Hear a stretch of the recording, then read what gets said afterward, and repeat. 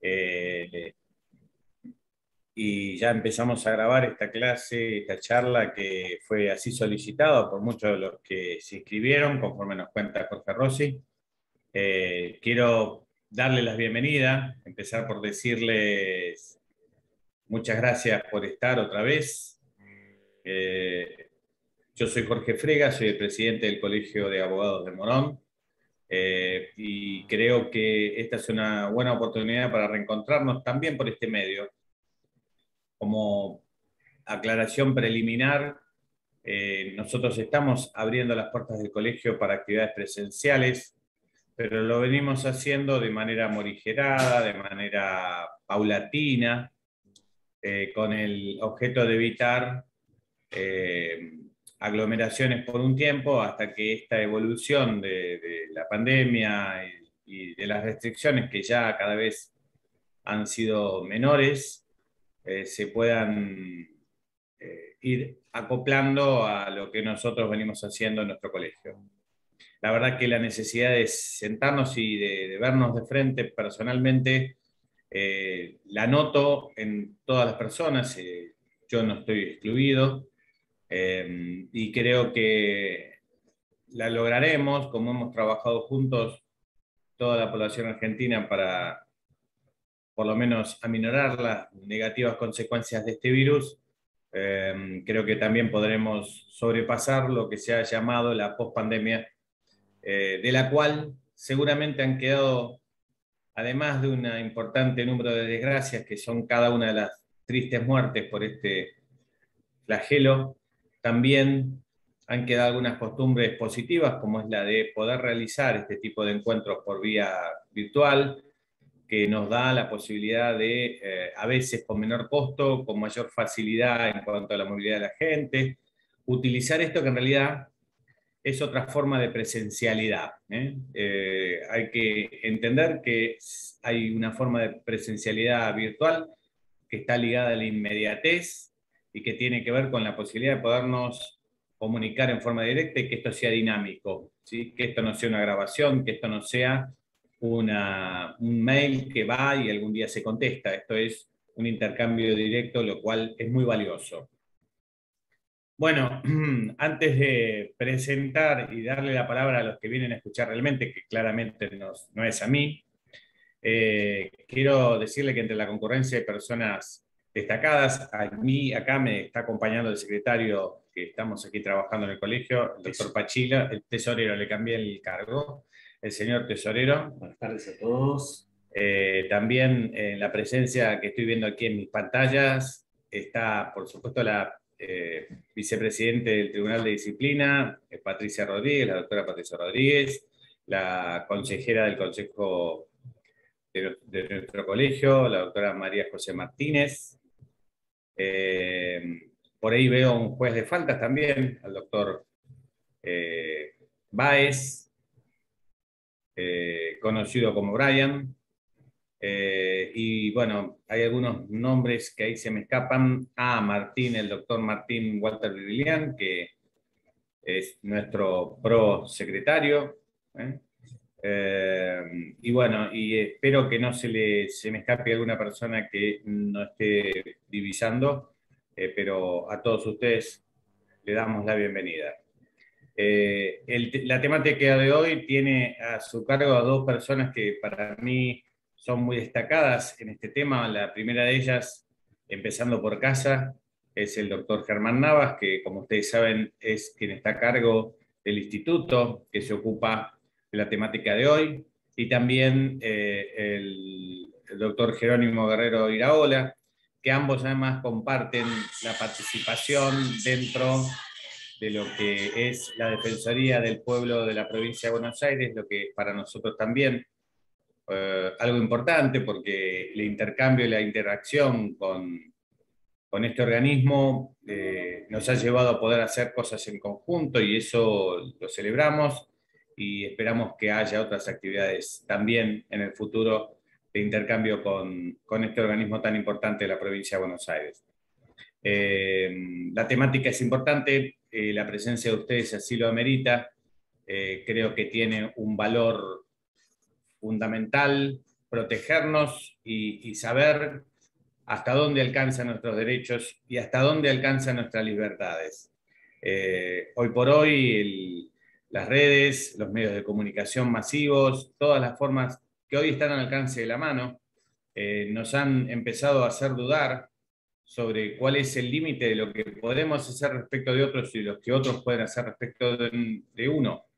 Y esto es lo que creo que amerita más que ciertamente la charla que hoy estamos por compartir. Así que sin más prolegómenos y agradeciendo de nuevo, en este caso a los expositores, le cedo la palabra al amigo Germán Navas. Bueno, muchísimas gracias, un placer. Primero, gracias por haberse anotado, gracias por el interés en estas temáticas que no son temáticas tan frecuentes, pero que sí las consideramos, por supuesto, muy, muy importantes. Gracias, Jorge. Por supuesto, gracias a Jerónimo Guerrero Iraola, que va a estar exponiendo también conjuntamente ahora en un ratito y lo voy a estar presentando también oportunamente. Y bueno, y primero que todo invito a todos los y las colegas a participar de este instituto, el Instituto de Protección de Datos Personales. Nosotros nos juntamos todos los miércoles, los primeros miércoles de cada mes. Ahora vamos a ir alternando un poco en el edificio nuevo del Colegio de Abogados, que está buenísimo y lo tenemos que aprovechar, que tanto esfuerzo costó, y por supuesto vamos a mantener también las reuniones a través de Zoom. Entonces, bueno, quienes tengan interés en estas temáticas, por supuesto, están invitados e invitadas. Yo quería arrancar con una pregunta. Primero invito a quienes quieran prender la cámara, independientemente del contexto en el que se encuentren, que lo hagan sin ningún problema. Está bueno cuando nos vemos las caras. Somos más de 50 participantes en el día de hoy. Y les quiero hacer una pregunta que me la pueden responder gestualmente. ¿Quiénes en el día de hoy han leído una noticia en un diario en papel? ¿Quiénes hoy abrieron un diario y se enteraron de una noticia a partir de abrir un diario? Veo solo una mano. Néstor, 2, Luis. Nada más. De 53, Jorge. 3 de 51 hasta ahora. ¿Sí? Ahora levanten la mano quienes en el día de hoy se enteraron de alguna noticia por haberlo leído en un medio digital. O sea, ¿quiénes hoy leyeron una noticia en el celular, por ejemplo? Todos, creo yo, ¿no? Ahí prácticamente todos me levantan la mano. Esto ya nos dice algo. Esto ya no sé, es un indicador, pero importantísimo. O sea, nosotros tenemos dos mundos, ¿no? Yo le llamo el mundo digital y el mundo analógico, que conviven en un gran ecosistema. El mundo digital, que es el que sucede acá, en estos teléfonos, porque el 90% de la información que se consume, que circula en Internet, se hace a través de un teléfono, también se hace de una computadora, pero el 90% de las veces de un teléfono. 9 de cada 10 personas que están conectadas a través de un dispositivo móvil. Entonces, esto me está dando les decía, una señal, que el mundo digital le está ganando al mundo analógico, dentro de este gran ecosistema del cual estamos hablando. El diario papel, yo lo puedo romper, me puedo hacer un asadito, puedo destruir. Ahora, las noticias que nosotros leemos acá, ¿quedan para siempre? Esta es una pregunta que tengo que hacer y que tenemos que hacernos. Lo que sucede acá, lo que se publica, ¿queda indefinidamente? ¿Qué sucede? ¿Qué sucede si eso lesiona un derecho personalísimo de una persona, de alguien? Esa persona tiene que cargar toda su vida con el peso de ese dato suyo que fue informado a través de sea un portal, una red de noticias, un diario digital, una red social, un posteo.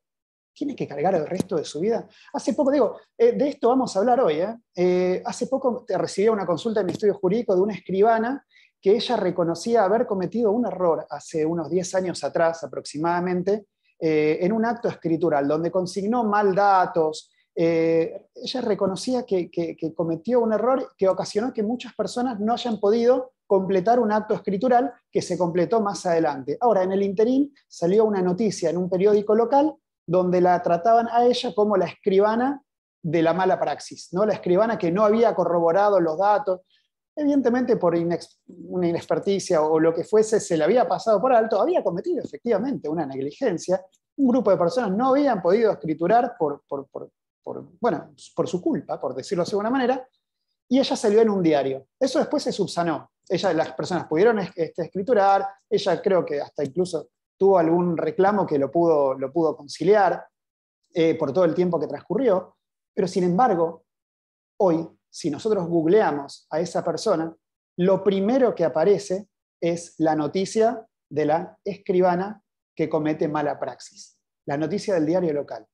¿Cuánto tiempo más va a aparecer esta noticia en Internet si esta persona no le pone un coto? Digo, estos son los temas que hoy vamos a charlar. Este es un ejemplo, digamos, que se me viene a la cabeza, porque Internet nos vino a facilitar la vida en muchísimos sentidos, pero también puso en riesgo nuestros datos personales. Digo, cuando digo nuestro dato, digo nuestro nombre, nuestra imagen.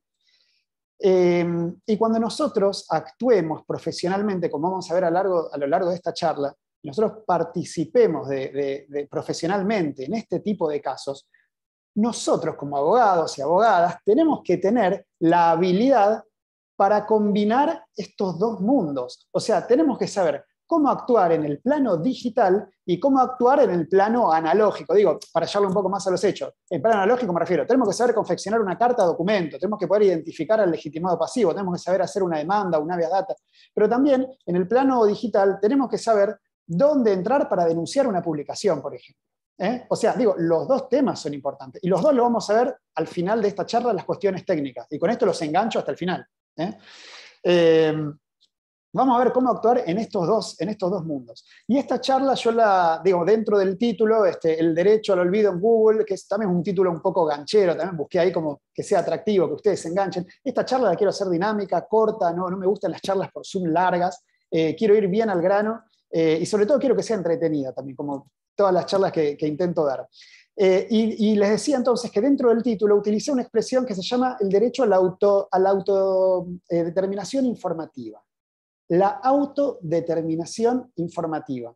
¿Qué es esto de la autodeterminación informativa, ¿no? Por ejemplo, yo tengo el derecho acá de mostrar a ustedes en este momento lo que yo quiero, ¿no? O sea, digo, ustedes no saben dónde estoy yo, ¿no? ¿Alguien sabe dónde estoy ahora? Ustedes no saben si estoy en mi casa, si estoy en el colegio de abogados, si estoy en Nueva York. O sea, si acá atrás, ¿qué hay acá atrás? Está, más allá de que yo estoy utilizando en este momento un fondo institucional, pero digo, claramente, o sea, atrás hay algo acá, ¿no? O sea, digo, yo elijo qué mostrarle a ustedes. Podría cambiarme el fondo y qué sé yo, si fuese otro tipo de reunión con mis amigos, podría utilizar este fondo, por ejemplo, ¿no? Cuando yo me junto con amigos, uso este fondo. O podría utilizar, no sé, esto en un cumpleaños infantil, o podría estar en los tribunales en este momento. Digo, yo les muestro lo que a ustedes quiero mostrarles. ¿Está? Entonces, esto, digamos, de la autodeterminación informativa, primero quiero decirles, es una creación pretoriana, no es que hay un artículo de una ley que dice que es la autodeterminación informativa, más allá de que aparece en algunos fallos, seguramente los estudiaron en la facultad, como Suárez Mason, Ganora, ya aparece el concepto de autodeterminación informativa. Y ahora voy a ir avanzando en el concepto de esto, ¿sí? Lo primero que tenemos que saber es que la Internet perforó tradicionalmente estos espacios que estaban reservados a la intimidad de las personas. Las redes sociales empezaron a desafiar estos paradigmas de esa intimidad y la capacidad de todos nosotros de controlar nuestra información en las redes, ¿sí? Hay una definición que yo encontré por ahí de autodeterminación informativa que es muy corta, que dice, es el derecho, la voy a leer, es el derecho a construir libremente nuestra identidad social en el ecosistema de Internet y de las redes. ¿Está? Es el derecho a construir libremente nuestra identidad social. ¿Sí? Es como lo que decía recién, tengo el derecho a mostrarme como yo quiero mostrarme. Esto es una derivación de lo que fue históricamente el derecho a la intimidad, pero en la era de la información. En esta cuarta revolución industrial, como Jerónimo muchas veces nombra, que me gusta mucho ese concepto, y sirve no solamente para repeler intromisiones a las esferas íntimas nuestras, sino también para construir nuestra identidad social y elegir cómo, dónde y hasta qué punto nos damos a conocer a terceros, ¿sí? Ahora, esto lógicamente que entra en tensión ¿con qué derecho? Con el derecho, como ustedes se imaginarán, a la libertad de expresión, por otro lado. Ningún derecho es absoluto, esto todos y todas lo sabemos, aunque a veces pareciera en este país que hay algunos derechos un poco absolutos, pero ningún derecho es absoluto, y muchas veces encontramos con el discurso de la libertad de expresión. No, yo estoy expresándome libremente y estoy opinando sobre otra persona, mostrando a otra persona, y a veces sucede que podemos llegar a generar en la otra persona, en ese tercero, algún tipo de menoscabo a sus derechos personalísimos, a su honra, honor, intimidad, a su buen nombre.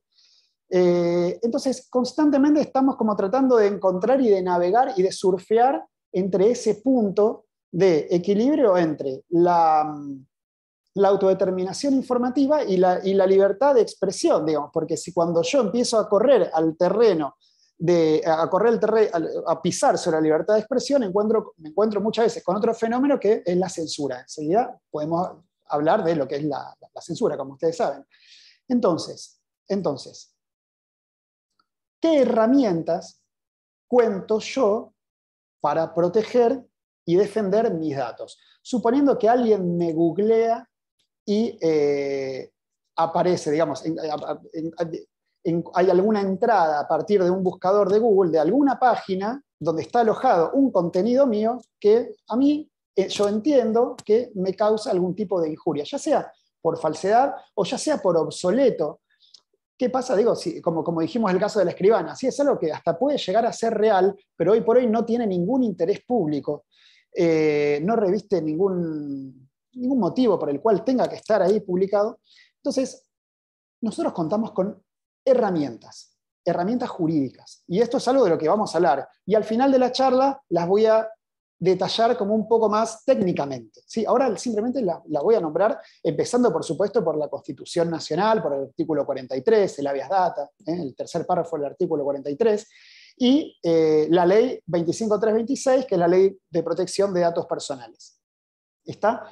En el artículo 1 de la ley de protección de datos personales, que por acá me lo imprimí, que se lo voy a leer, ya nos da una pista muy importante sobre cómo empezar a abordar o cuál es el interés jurídicamente protegido. Dice así: la presente ley tiene por objeto la protección integral de los datos personales, puntos suspensivos, ¿no?, para garantizar el derecho al honor y a la intimidad de las personas. ¿Está?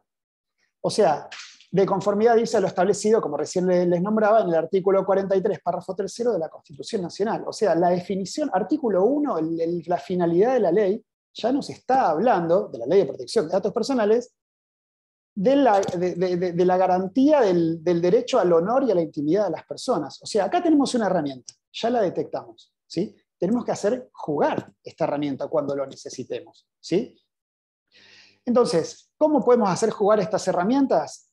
Bueno, muchas veces en las redes se habla de el derecho a réplica, por ejemplo. No, bueno, pero dicen, no, pero vos tenés la posibilidad de defenderte, no sé, de un posteo posteando que no está. Muchas veces es ineficaz un derecho a réplica.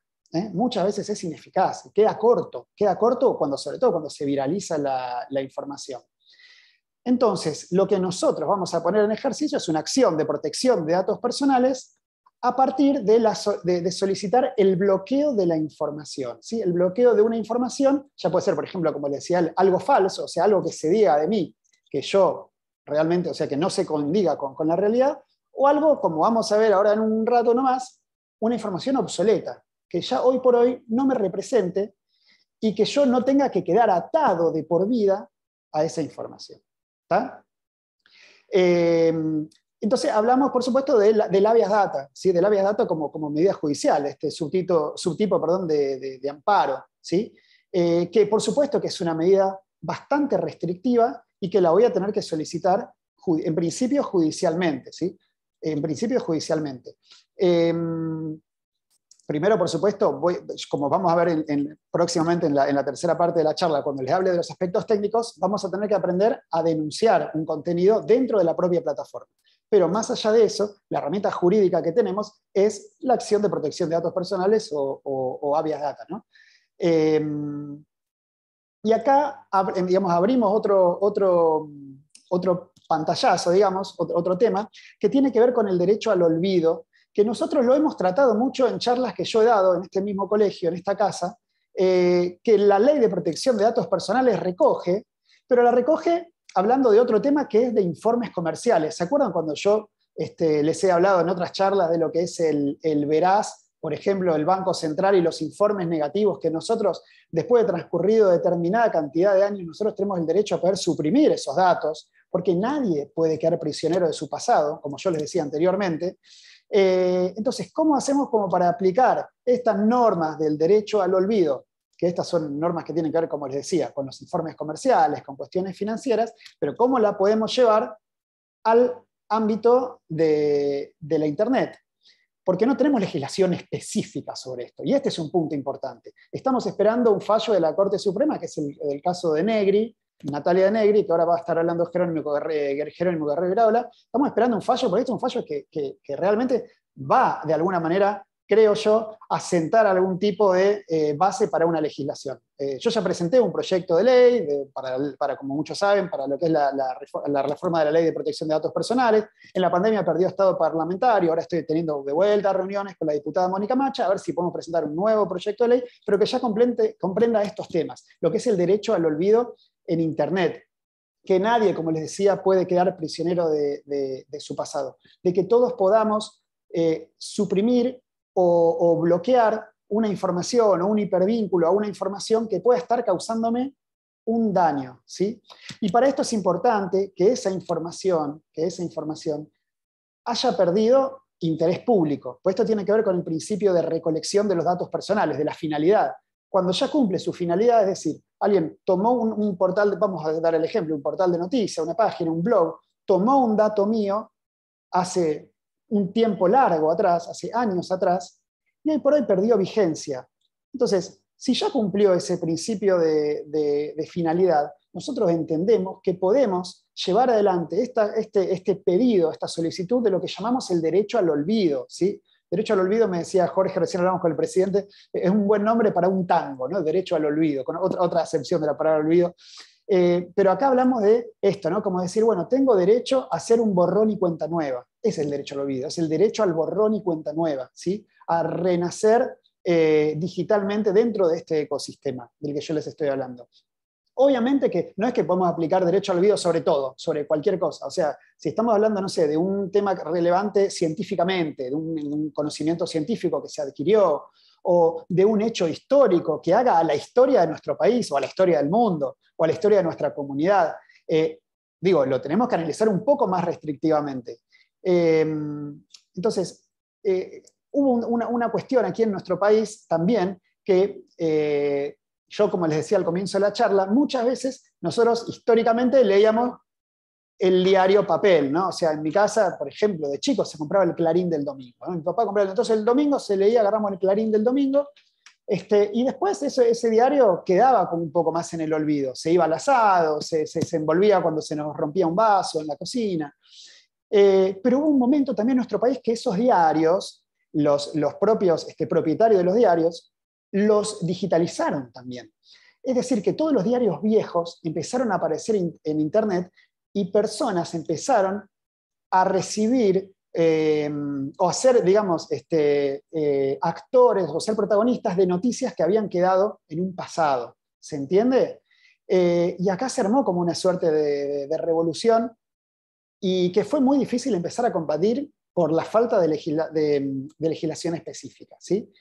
Y uno de los casos que tomó relevancia, que también es un disparador de esta charla, es el caso de Natalia de Negri. Ustedes seguramente, bueno, muchos, sobre todo los que crecimos en los 90 y los que crecieron antes también, por supuesto, recordaremos, desgraciadamente, episodios en un programa de televisión donde se hablaba de un tema relacionado con Coppola, con Maradona, y donde dos personas aparecían en ese programa, una menor de edad, una de las cuales era Natalia de Negri, y que hoy por hoy, bueno, no quiero tampoco comerle mucho la información y la exposición a Jerónimo, pero está viviendo un real padecimiento, porque subsiste, cada vez que alguien googlea su nombre, aparece relacionada con un episodio totalmente obsoleto, pasado, de la cual fue víctima también. Entonces, de esto también, por eso es que también invité a Jerónimo Guerrero Iraola, que además se presentó como amicus curiae, o como amigo del tribunal, para quienes no somos amigos de los latinazgos, para que también nos cuente un poco el desarrollo de este caso, Él es coordinador de la unidad defensor, director, mejor dicho, de la coordinación de unidad defensor de la Defensoría del Pueblo, también es magíster en Derechos Humanos, es abogado del Centro de Excombatientes de La Plata, de Malvinas, quiero decir, de La Plata.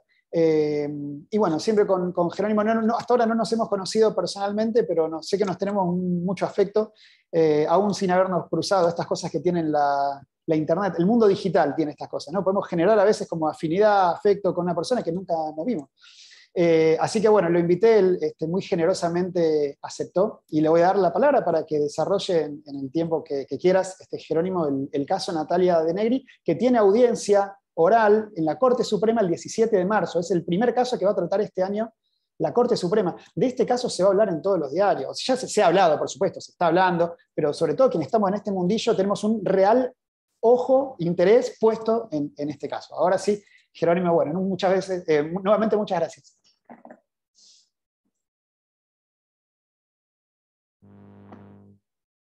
No se escucha, a ver, para que tenés que habilitarte el micrófono, ¿eh? O se lo van a habilitar desde el Colegio de Abogados. Vamos a ver se lo puede habilitar, ¿eh? No hay problema. Ahí me dicen que lo podés habilitar nomás. Dice que no. A ver, vamos a solucionar la cuestión técnica entonces. Ahí lo. Ahora le va a aparecer. Ahí está. Ahí está, muy bien. Bueno, ¿me escuchan bien ahí? Bueno, ante todo, de nuevo, muchas gracias por la invitación, muchas gracias por la posibilidad de conversar este ratito. Gracias, Germán. El aprecio y el respeto es mutuo, recíproco. La verdad, sos un grande, un gran abogado, y nada, es muy importante, al menos dentro de mi obsesionario, abordar esta temática, porque la verdad es que entiendo que estamos viviendo un proceso de transición histórico, cultural, político, económico, que no sabemos hacia dónde va y no sabemos bien dónde termina, pero que está claro que se trata de una revolución total. Yo recomiendo muchas lecturas, pero me parece que es interesante a veces caracterizarlo, arrancar desde la filosofía y demás, como para entrarle al tema y entender qué es lo que nos está pasando. Yo utilizo mucho la expresión cuarta revolución industrial, porque me parece que es la que mejor define aquello que estamos viviendo, y siempre digo lo mismo. La cuarta revolución industrial tiene como rasgo característico la llamada exponencialidad. Todos los cambios, todas las transformaciones son exponenciales, con lo cual aquello a lo que nos acostumbramos posiblemente va a cambiar de forma drástica, sin ningún tipo de anclaje y correlato con la experiencia vital actual, en cuestión de tal vez meses, años o quinquenios, ¿no? Yo le invito a mis amigos, a mis amigas, a mis colegas a pensar que de aquí a 2030 vamos a ver verdaderas transformaciones en el mundo, que muchas de ellas tienen que ver con estas transformaciones y sobre las que hay resistencias. Recomiendo a Byung-Chul Han, es un filósofo surcoreano que se doctoró en Alemania y que escribe mucho La sociedad del cansancio, La sociedad de la transparencia, que nos permiten ver a qué estamos expuestos, cuál es el saldo subjetivo. Recomiendo la lectura de un historiador israelí, que es Yuval Noah Harari, que tiene muy buenos libros sobre todos los procesos de transformación, y hay uno muy actual que se llama 21 lecciones para el siglo XXI, que la verdad que pone sobre el tapete las grandes transformaciones que estamos viviendo. Y por último, recomiendo también una entrevista en Caja Negra a Santiago Siri. Santiago Siri es un exponente muy interesante de este mundo novedoso de la tecnología y sobre todo del blockchain, en donde surge este movimiento como más anárquico, no anárquico, más anarquista en relación a la lucha por los datos y la lucha por la, digamos, desprivatización y desconcentración del mundo de Internet. ¿De qué hablamos cuando hablamos de cuarta revolución industrial? Básicamente de las transformaciones que estamos viviendo desde hace algunos años, tal vez 5, como para empezar a 5, 6, 10 años, como para empezar a poner algún punto, algún mojón histórico, que como dato trascendental tienen este desarrollo de la tecnología en la nube, sumado a las tecnologías de la información y la comunicación, y la difusión plena de la conectividad a Internet, que se va a ver y vamos a ver un gran salto con la implementación y despliegue de la tecnología del 5G, y que ha puesto a los datos en el centro de la escena. La cuarta revolución industrial, lo que nos dicen quienes han venido estudiando y desarrollando sobre esto, es que han erigido a los datos en el petróleo de la cuarta revolución industrial. Así como la primera fue la revolución del vapor y de las máquinas, la segunda la del petróleo, la tercera revolución industrial, la de la computación. Bueno, estamos dando un salto que tiene que ver justamente con el solapamiento, con el pliegue de la frontera entre el mundo online y el mundo offline. En Argentina pasamos un promedio de 8 horas y media conectados y conectadas a Internet, y hay un promedio de 4 dispositivos conectados a Internet por persona. ¿Esto qué nos dice? Que en nuestros celulares, que como dice la ley de Moore, hago una pequeña introducción para hablar del caso de Negri, pero para ver las implicancias que tiene este caso más allá del caso particular. En la palma de nuestras manos tenemos el portal de ingreso, la frontera entre los dos mundos, entre el mundo online y el mundo offline. ¿Y por qué es importante remarcar este teléfono? La cuarta revolución industrial está asignada por la llamada ley de Moore. ¿Y qué es lo que dice la ley de Moore? Que cada 2 años aproximadamente la cantidad de microcomponentes en un procesador se duplica y se abarata el costo. Esto le da el carácter exponencial. Hoy tenemos en la palma de nuestras manos unas computadoras miles de veces más potentes que la computadora que utilizaron para llegar a la Luna las y los astronautas y que utilizó la NASA. Entonces, esta posibilidad de entender los saltos computacionales en la capacidad de cómputo, la verdad es que es asombrosa y es lo que nos sitúa frente a estos desafíos. ¿Y qué pasa? Como nacemos o nacen las nuevas generaciones, yo soy millennial, nací en el 86, no vi a Argentina campeón del mundo porque nací en septiembre del 86, no vi el gol de Maradona a los ingleses. La verdad es que he sido privado de una de las maravillas más grandes de la historia, pero digo, ¿cuál es la diferencia? ¿Cuáles son los riesgos o cuáles son los desafíos? Nosotros tuvimos, los millennials, quienes nacimos, supongamos, previo a los 2000, hasta el 95, 96, 97, un cortafuego físico. Yo siempre cuento, la primera computadora ingresó a nuestra vivienda en el año 94. Mi papá cayó con una enorme caja y desplegó la computadora, y era una computadora para una familia de 4 integrantes, en donde nos peleábamos para ver quién utilizaba la computadora, y la vida de esa computadora era eminentemente offline. Había un CD, una cosa que ya es prehistórica, de una enciclopedia en carta, en la que, por ejemplo, para hacer los trabajos de la escuela, uno consultaba la Encarta 98, la Encarta 97, y me acuerdo que en los trabajos en grupo, en la primaria, en la secundaria, quien tenía CD de la Encarta era siempre como un convidado per se, digamos. El que tenía la Encarta era como, bueno, que venga mi grupo porque tiene la Encarta, ¿no? Esto ya no sucede, claramente, pero digo, la primera conexión a Internet de esa computadora debe haber sido en el año 96, 97, 98, y la diferencia entre el estar en línea y estar fuera de línea era muy marcada. Uno se sentaba frente a la computadora, en la primera conexión fue América Online, no sé si se acuerdan, AOL, era un CD, uno conectaba y empezaba un ruido que era el dial-up. Hacían unos ruidos, no lo voy a reproducir porque voy a quedar muy ridículo, pero había una conexión. Y me acuerdo que incluso esa conexión se interrumpía, uno estaba chateando en el IRC, o el chat por IRC como el MIRC, o me acuerdo del ICQ, el primer programa de mensajería, y suponte mi mamá, mi madre tenía que hablar por teléfono y me desconectaba la conexión porque iba en la misma línea, digamos, de teléfono. Entonces, si levantaban para hablar por teléfono, se cortaba la conexión a Internet. Este cortafuego físico desapareció. Hoy, las y los nativos digitales nacen con lo que yo llamo el camino de amiguitas de Hansel y Gretel. Mis hijos, Simón y Elena, 8 años y 5 respectivamente, desde poquito después de su nacimiento comenzaron a socializarse en el mundo digital. Obviamente, yo soy muy obsesivo con aplicación de filtros, con un control muy acabado sobre los consumos, porque como un portal al mundo, esto también nos expone a riesgos y nos expone a desafíos, pero la verdad es que Simón, por ejemplo, desde hace al menos, supongamos, 6 años, viene realizando cosas en la web.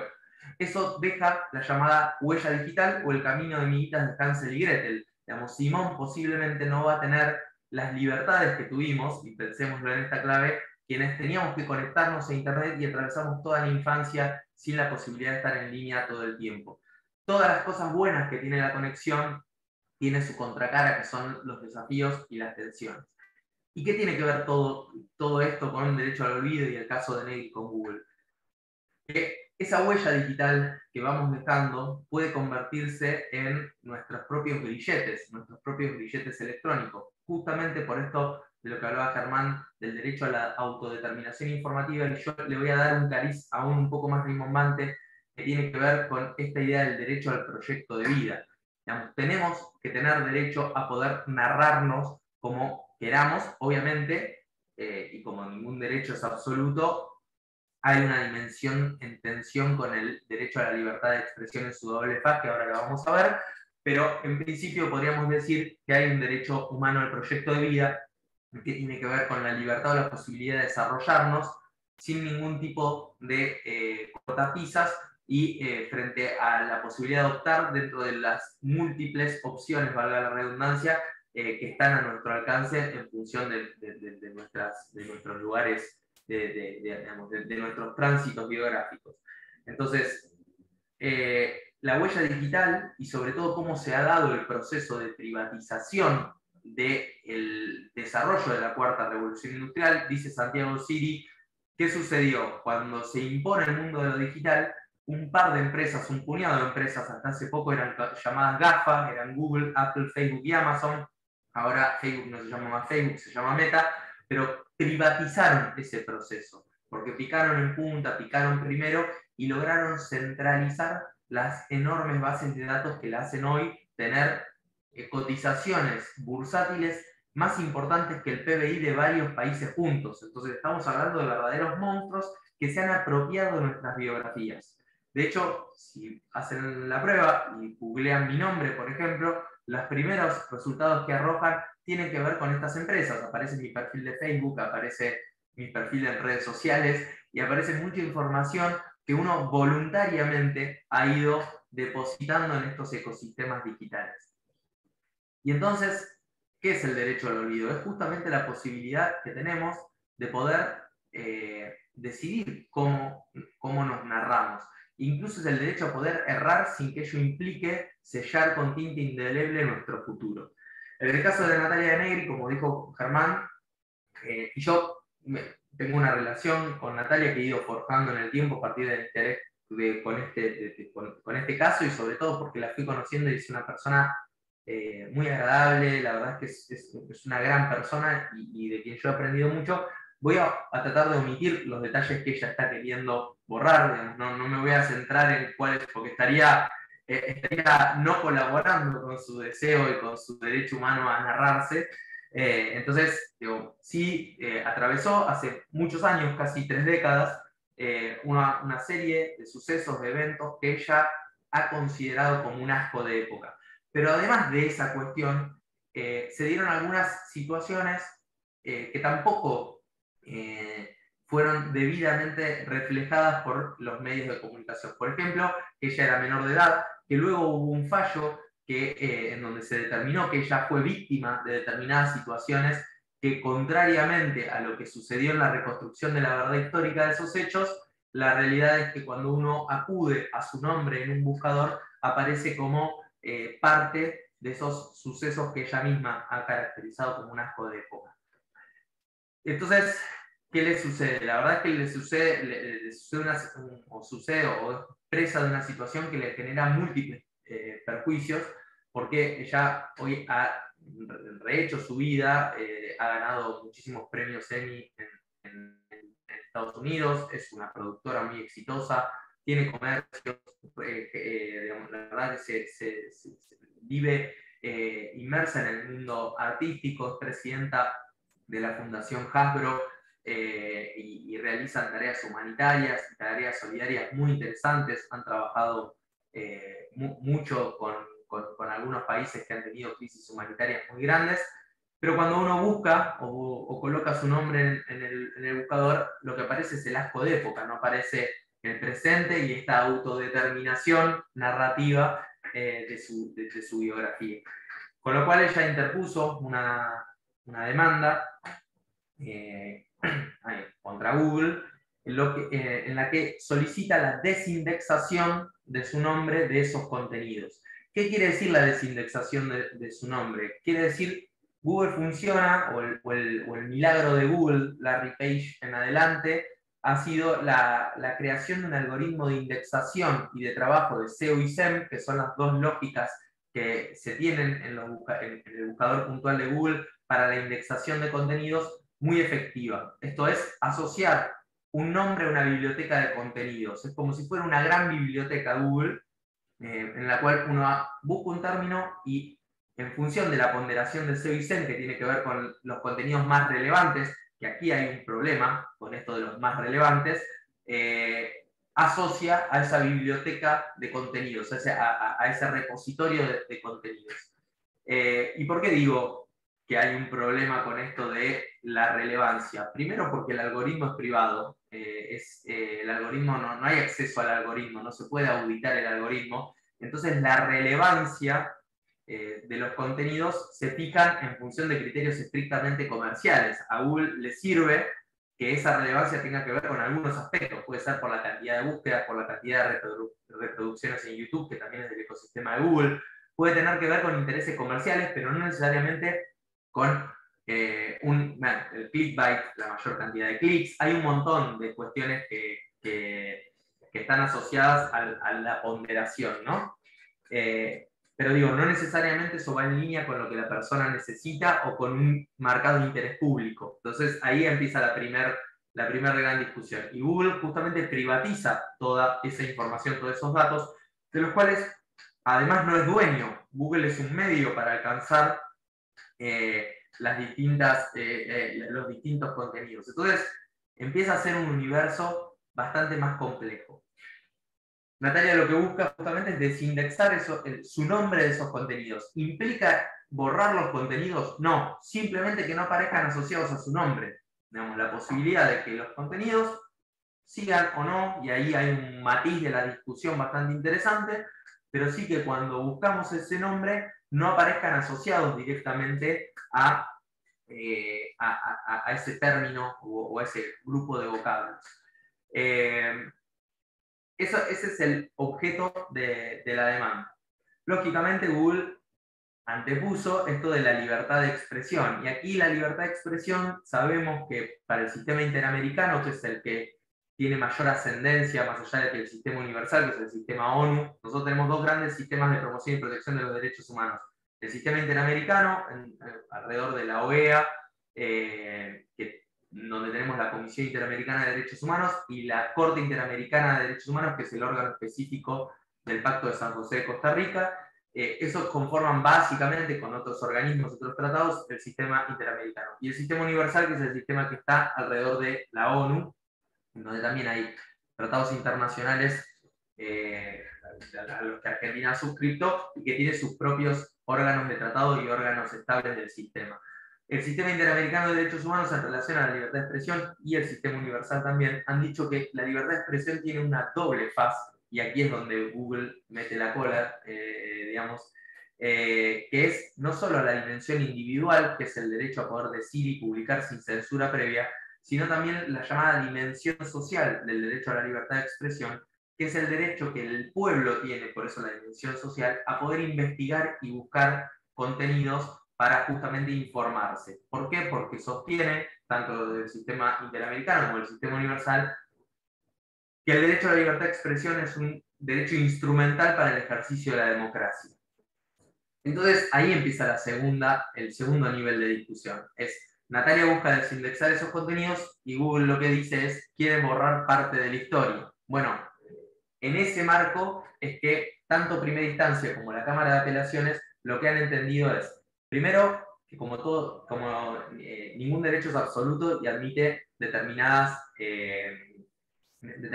reglamentaciones o restricciones en orden a poder contemporizar, armonizar esa disputa de derechos.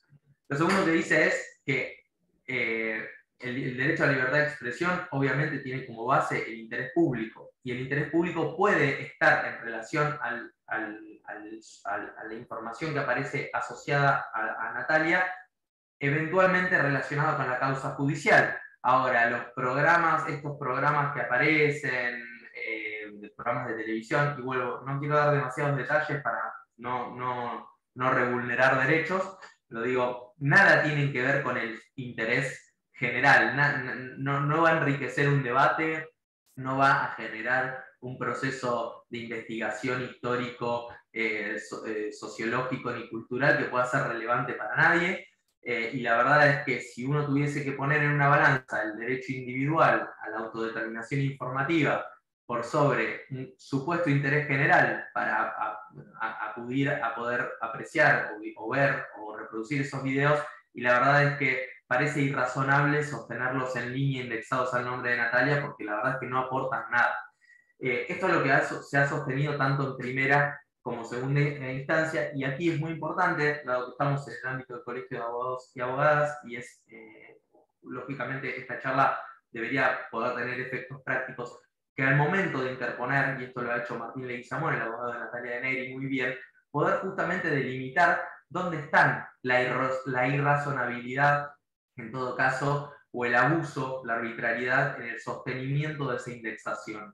Lógicamente, el derecho al olvido tiene distintos sesgos o distintas implicancias si se trata de funcionarios y funcionarias públicas, que este no es el caso, si se trata de sucesos nacionales, sucesos de relevancia histórica. Aquí obviamente el derecho a la verdad también es importante, pero en el caso de Natalia de Negri, lo que han determinado tanto el primera instancia como la Cámara, y lo que se va a resolver ahora dentro de unos días en el ámbito de la Corte Suprema de Justicia de la Nación, tiene que ver con qué pasa para aquellos ciudadanos y ciudadanas que lo que quieren es justamente ejercer ese derecho a la autodeterminación.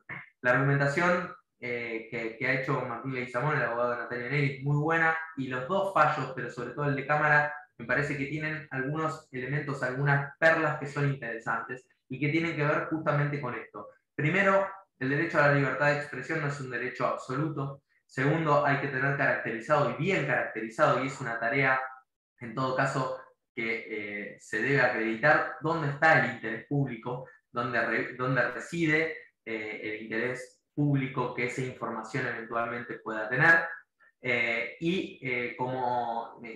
Como regla general, en hechos que tienen alcances o dimensiones individuales, va a primar este derecho al olvido, este derecho a la desindexación. Que vuelvo a decir, cuando hablamos de desindexación es justamente volver a rutear la información. No estamos diciendo que la información va a desaparecer o suprimir información, simplemente que no esté asociado un término a mi nombre, que cuando busquen mi biografía en Google, todos googleamos a las personas, cuando vamos a tener una reunión, cuando vamos a ver incluso un cliente, a una clienta, todos hacemos una búsqueda que no aparezca esta información asociada a nosotros y nosotras. La verdad es que hay mucha expectativa puesta en el fallo de la Corte Suprema. Diremos que es importante ver desde qué lugar el Poder Judicial puede limitar, y estaría bueno que limite este enorme poder que han construido los monstruos tecnológicos, sobre todo porque está la libertad no solo de Natalia Negri en este caso, sino de nuestros pibes y pibas, que como digo, se socializan con una tablet, y a quienes un error, algún comentario, alguna cuestión que eventualmente puedan hacer, equivocados o no, les pueda determinar el futuro. Creemos por eso, y yo lo hemos hablado con el Defensor del Pueblo, que estuvo también reunido con Natalia de Negri, y que se va a presentar como amicus también, que hay un enorme desafío en términos de construcción de la ciudadanía digital. ¿Y qué es la construcción de la ciudadanía digital y qué tiene que ver con el derecho al olvido? Es la posibilidad de construir un marco protectorio de derechos frente a estas transformaciones digitales, frente a nuestra exposición o sobreexposición a ecosistemas digitales, y que nos presentan desafíos desde la estatalidad, porque ¿dónde tiene sus oficinas Google? O Google, digamos, una cosa es Google Argentina y otra cosa es Google empresa global. Entonces empiezan esta también localización del derecho empieza a tener cierta relatividad, y también nos presenta un desafío en clave de soberanía informativa, de soberanía jurídica, de soberanía social. La verdad es que hay mucha expectativa más allá de los procesos, y con esto termino, que se vienen gestando por afuera. Por eso recomendaba en la entrevista a Santiago Siri en Caja Negra, porque parte de los procesos que se vienen dando en materia de criptografía, con el blockchain y la tecnología social blockchain, tiene que ver con desprivatizar también la información y hacer un poco frente desde algunos movimientos alternos a este proceso de privatización de nuestras biografías. Como decía, y hace poco lo discutía con unos amigos en una cena, la verdad es que estamos en un punto de inflexión en relación al carácter estatal de determinadas cuestiones, por ejemplo, las biográficas. Hasta hace poco, el RENAPER era el único organismo al que nosotros le atribuíamos la construcción de nuestra identidad. Y hemos avanzado mucho en materia de derecho. Tenemos una ley de identidad de género autopercibida. Fíjense esto de la autodeterminación informativa, narrativa, esto de poder narrar nuestras biografías.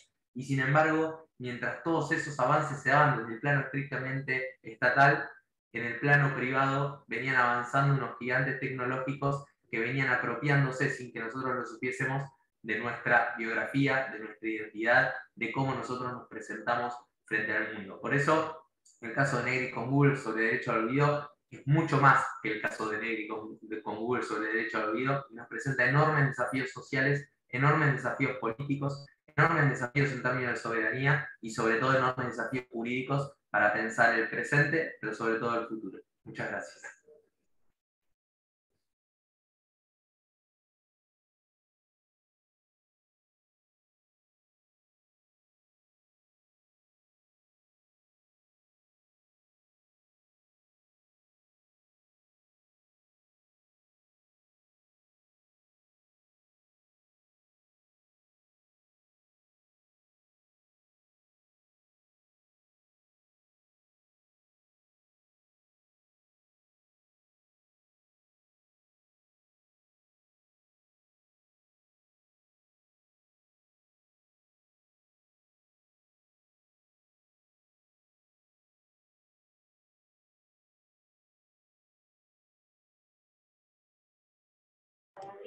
Germán, tenés habilitado el micrófono, a ver. Ahora sí, muchas gracias. Estamos esperando estos minutos de silencio que pueden llegar a ser eternos en el ámbito de este tipo de comunicaciones. Muchas gracias. La verdad, un lujo estas palabras, esta charla de Jerónimo Guerrero Iraola, que nos abre mucho la cabeza, que nos conmueve, que nos lleva a pensar también que nadie está exento a que nos sucedan estas cosas, ¿eh? Ojo, ninguno de nosotros y nosotras está exenta a que podamos llegar a ser víctimas de esta construcción biográfica no deseada, por decirlo de algún modo.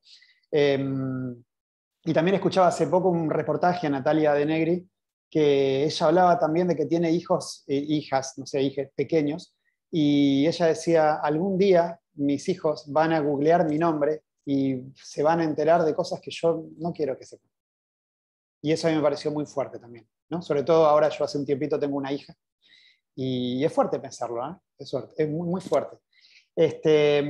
Bueno, vamos a... primero, Jerónimo, por supuesto que quedás relevado de culpa y cargo para cuando tengas que irse, que tenés obligaciones familiares también.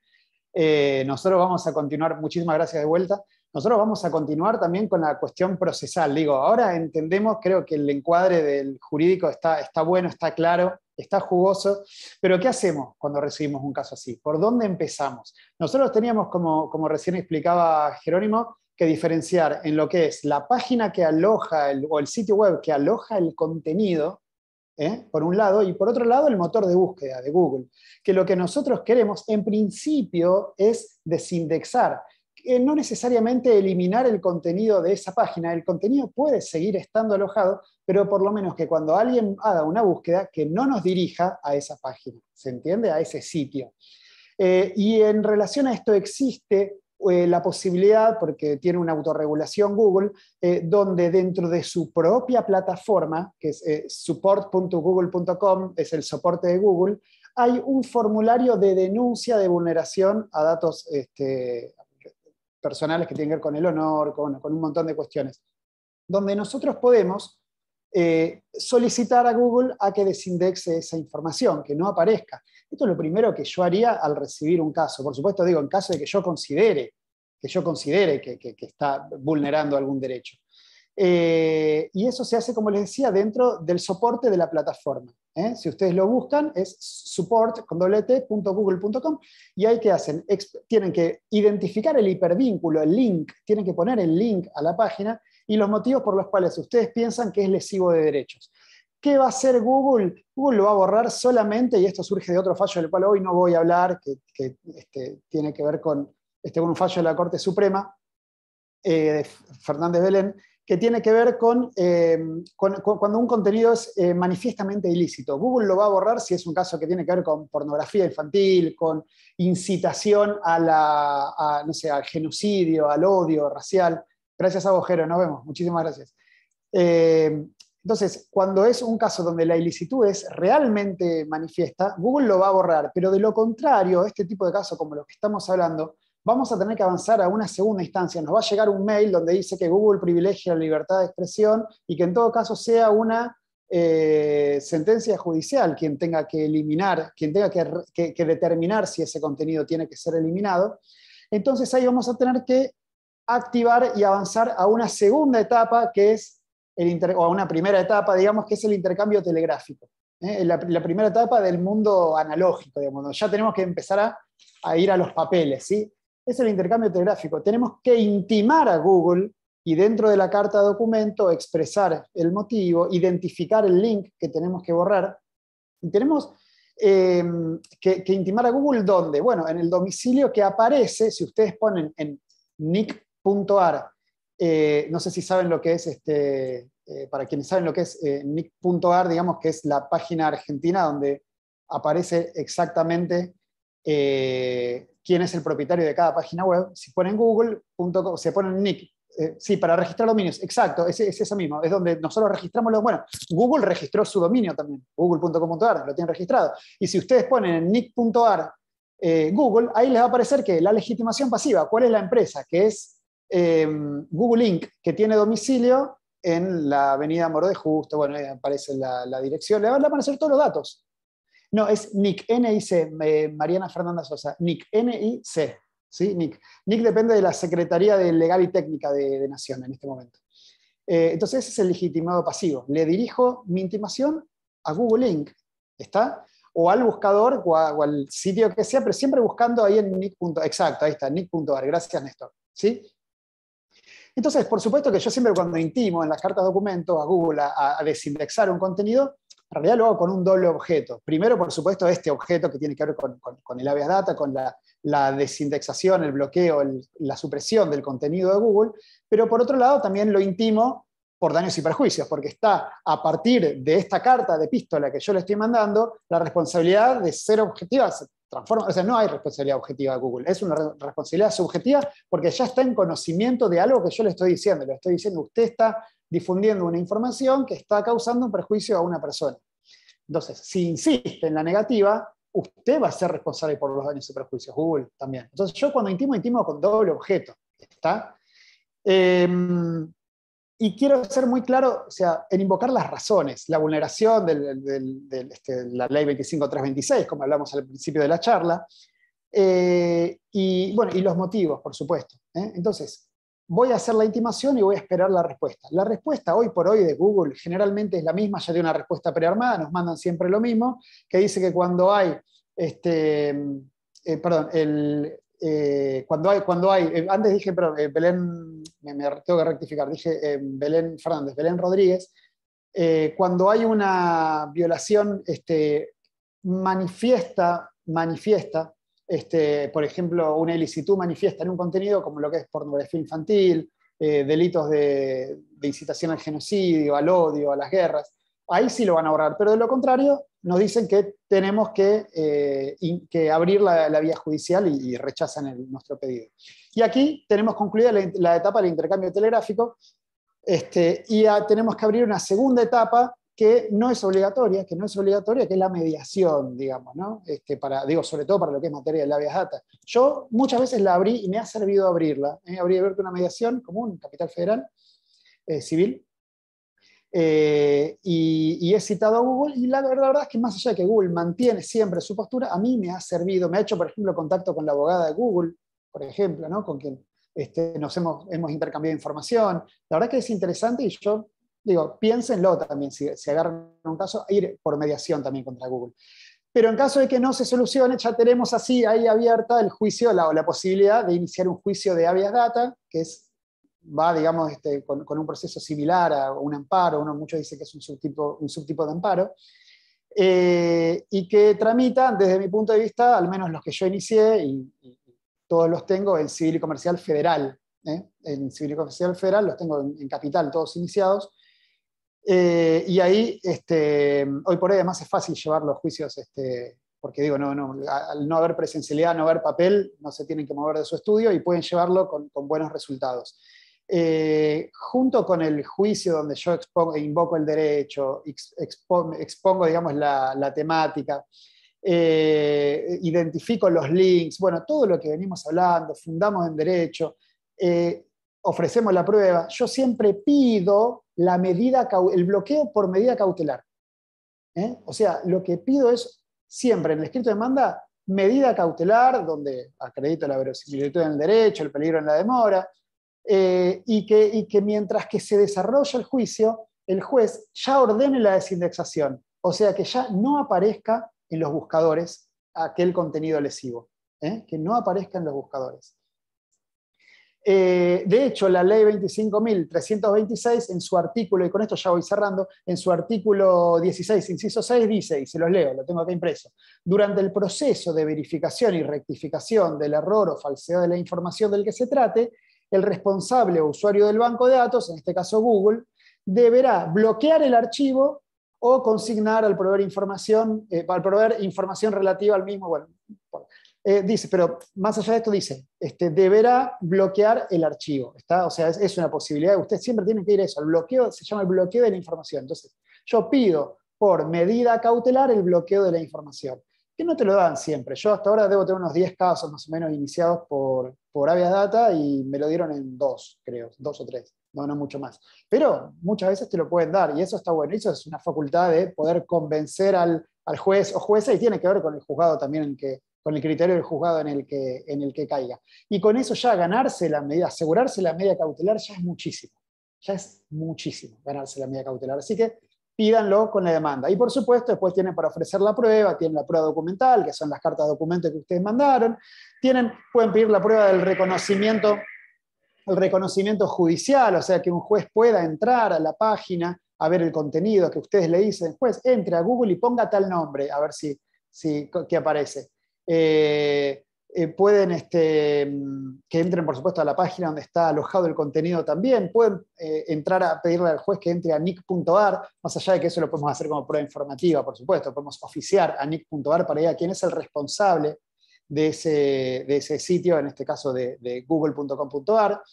Y pueden pedir, por supuesto, una pericial informática. Yo ya tengo como prearmado una cantidad de puntos que tiene que contestar un perito en informática, que son cuestiones ya muy técnicas sobre las que no quiero ahondar, pero, por ejemplo, que un perito en informática venga a decir si existe algún procedimiento técnico para que Google pueda levantar un contenido de su sitio web cada vez que alguien hace una búsqueda, que el perito me va a contestar que sí, que puede Google. Por las dudas que me digan que no hay forma. Bueno, son muchísimos los puntos. Entonces, con esto queda armada la demanda, ¿sí? De la demanda, si nos dieron la medida cautelar, genial, y si no, bueno, igual también nos van a dar traslado siempre a la contraparte. Los juicios de habeas data son juicios cortos, generalmente, cortos. Así que el que estamos esperando, como venimos charlando desde el comienzo de la charla, el que venimos esperando es la resolución de la Corte Suprema, en el caso Natalia de Negri.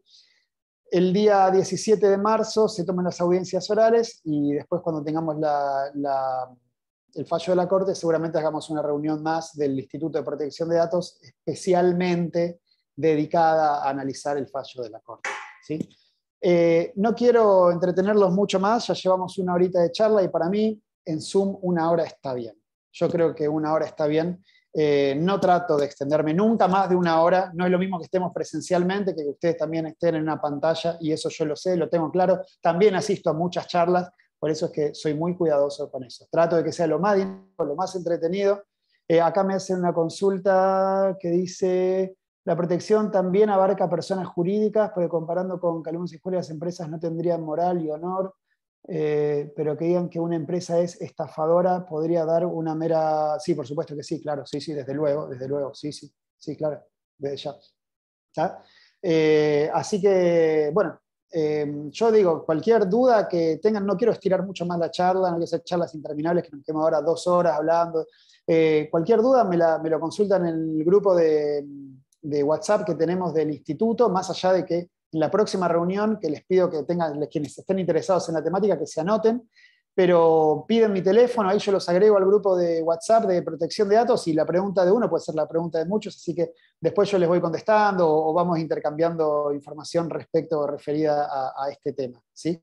Gracias por los comentarios que me están haciendo ahí, por todos los agradecimientos. ¿Ya dio su teléfono? No, lo voy a dar, mira, lo voy a escribir. 15, o lo anotan, 116 118 3598. Si alguien quiere, Germán Navas es mi número. Así que, bueno, gracias ahí por todos los comentarios. Cualquier cosa, ese es mi celu, me piden Germán, agregame al grupo, los agrego al grupo. Y bueno, y ahí sí, las seguimos, ahí se van a enterar de cuándo son las reuniones, que es una vez al mes, y tratamos de sacarle el jugo siempre a un tema distinto. Hoy tocó este, otras veces han sido otros, pero siempre relacionados con la protección de datos personales. Yo, por supuesto, agradezco al Colegio de Abogados, al CAM, a Jorge Frega también por su participación, a Jerónimo que ya se fue, Guerrero Iraola, y a todas las personas concurrentes, que la verdad es que conozco a muchísimas. No, si nombro a uno, tengo que nombrar a todos, y la verdad es que gente realmente destacada está aquí presenciando esta charla. Me informaron también que pidió la grabación Lorenzetti, el juez de la Corte Suprema, así que bueno, eso ya de por sí bueno, me honra, nos honra. Y bueno, ojalá que podamos también avanzar a una nueva legislación a partir de esto, de empezar a hablar los temas, a empezar a hablarlos, a debatirlos, a charlarlos a los institutos y después a llevarlos a los legisladores. Creo que este es el camino. También el Poder Judicial está haciendo su parte. Y bueno, ha sido un placer muy, muy, muy grande. Gracias por haber estado todos y todas. Les mando un beso y quedamos en contacto. Si alguien no anotó mi teléfono, puede entrar a la página de Colproba y ahí está también. Digo, mi celular es público también. Además, si me googlean, les va a aparecer ahí mi celular también. Les mando un beso muy grande, gracias a todos, gracias, voy leyendo, bueno, gracias. Me están escribiendo un montón, un beso muy grande y bueno, nos vemos en la próxima charla de protección de datos. Chao, chao.